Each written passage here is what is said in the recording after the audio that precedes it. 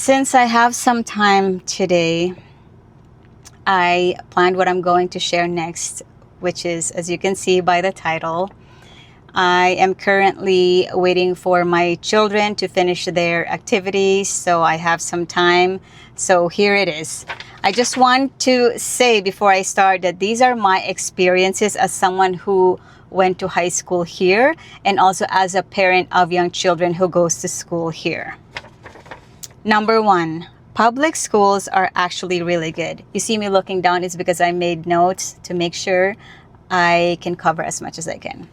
Public schools are actually pretty good here. Most public schools are pretty good. They are government funded, so meaning you don't have to pay any tuition, but you may need to buy the school supplies depending on where your child is going.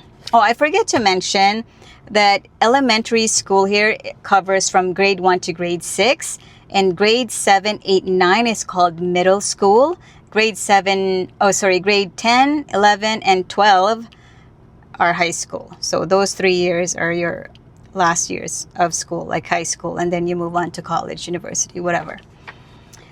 So that was a bit surprising because I remember growing up in the Philippines, it's frowned upon when your children goes to public schools because it's considered as low quality education, which is kind of sad. If you are watching from the Philippines, correct me if I'm wrong, if that's different now, but living in the Philippines up until I was 16, this was a thing. Like if you're in private school, kids talk about that. Kids talk about it, like which school are you going to this year, this and that. And if they find out you go to a public school, it's frowned upon, especially when that particular child goes to a private school. It's pretty sad, I know.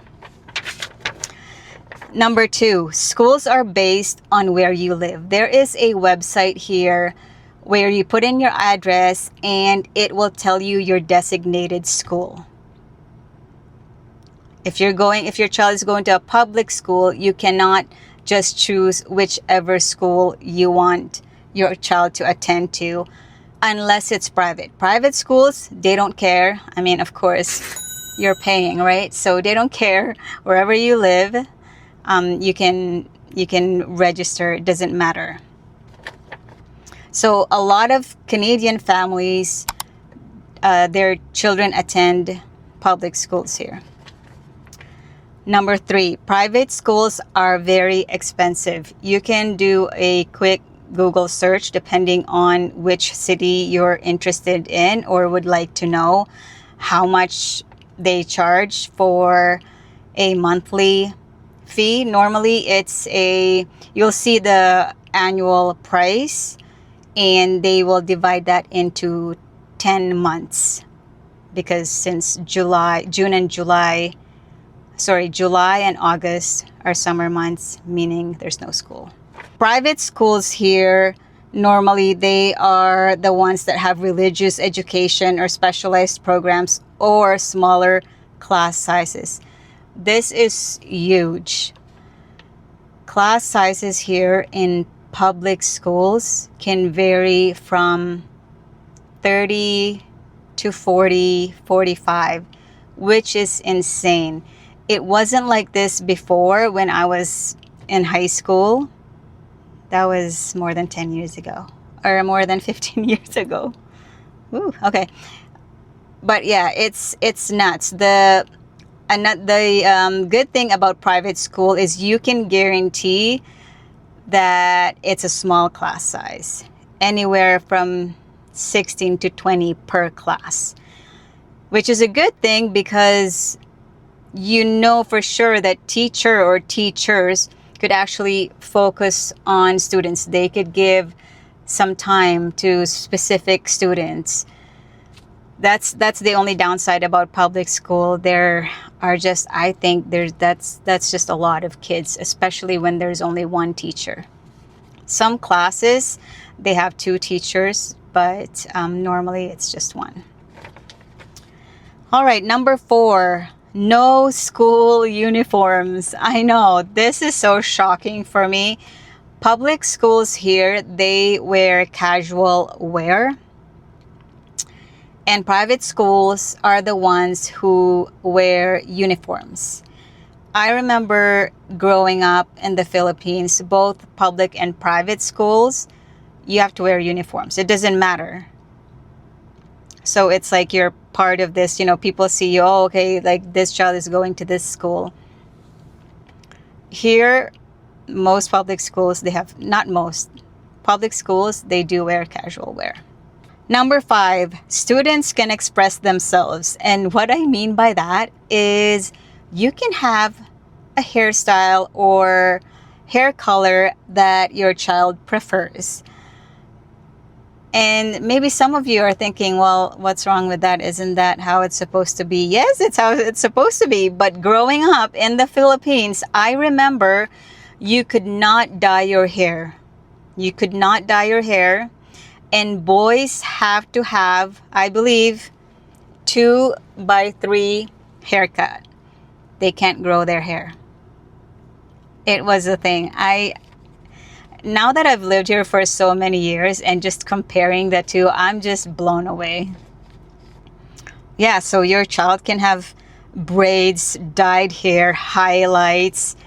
And I remember going to school back then, boys are not allowed to wear hats or ball cap or anything like that. Okay, so number 6, indoor shoes are a thing.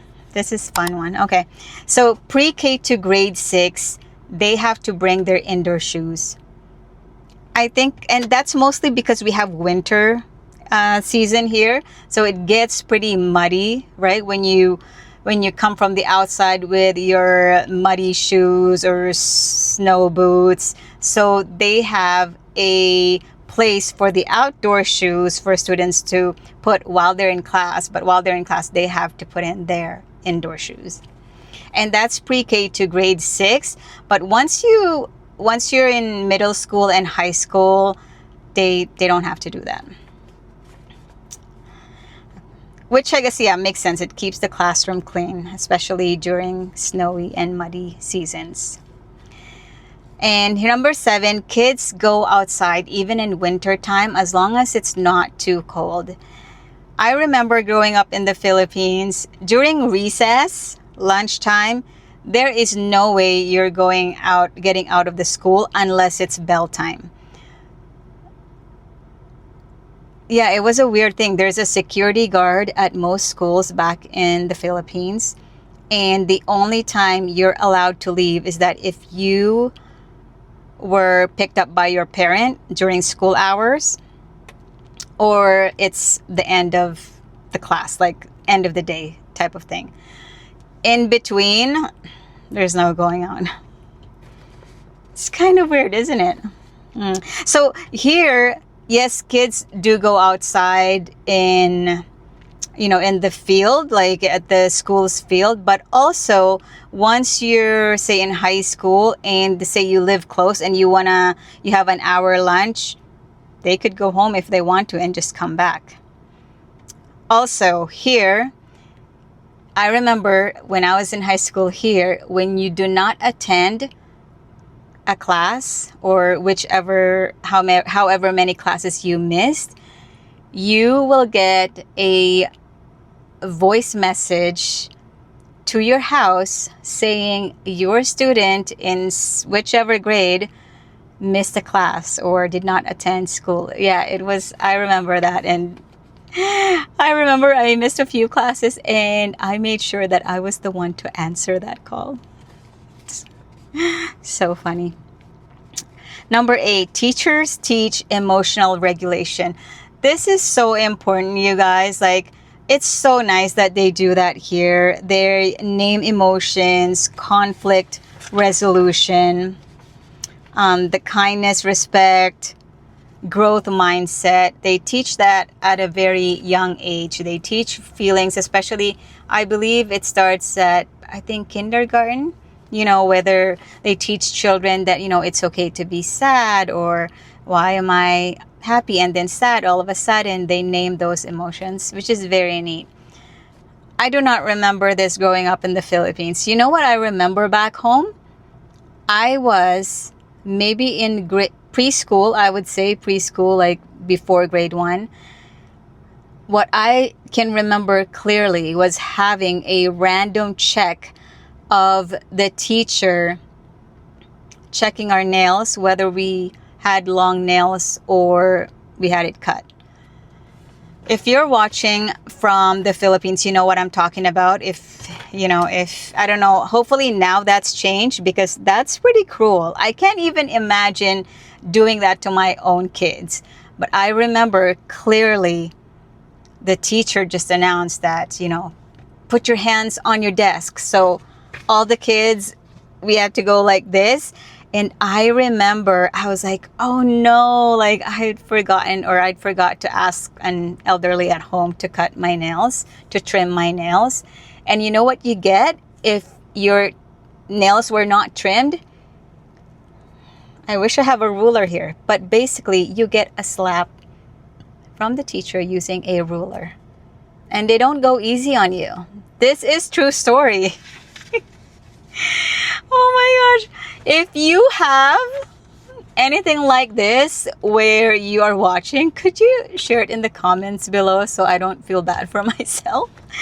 That is just mean. I was like 5 or 6. And see, now I still remember this in my old age. Okay. Number 9. Health class is handled respectfully and thoughtfully. In elementary school, when they teach reproductive system, at least where my kids go, they separate girls from the boys, which is good, because I think back in the day, it was just all fun and laughing and kids being sarcastic about the whole thing. And it's just, I don't know. I don't think kids actually learn that way.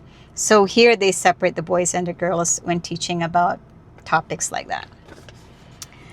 All right, number 10, parent-teacher meetings are expected, which is so good because you do want to know how your child is doing.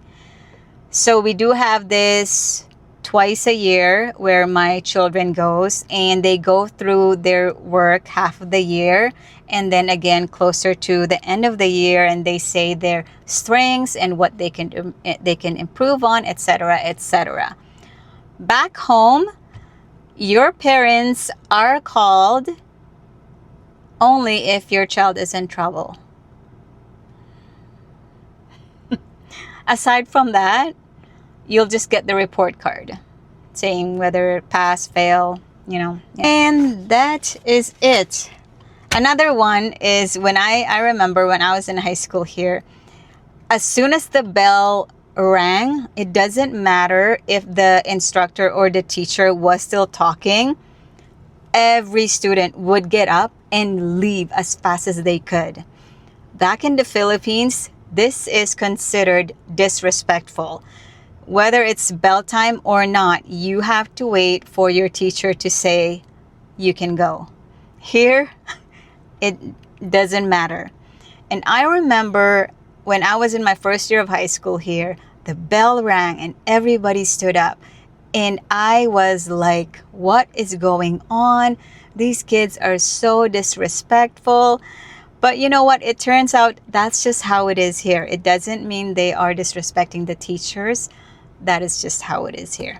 So if you have any questions for me, or if you have anything unique in the school system where you are located, let me know in the comments, and consider subscribing if you like to follow my journey, my life here in Canada as an immigrant, as a Filipina. And yeah, that's it. Thank you for watching. Bye.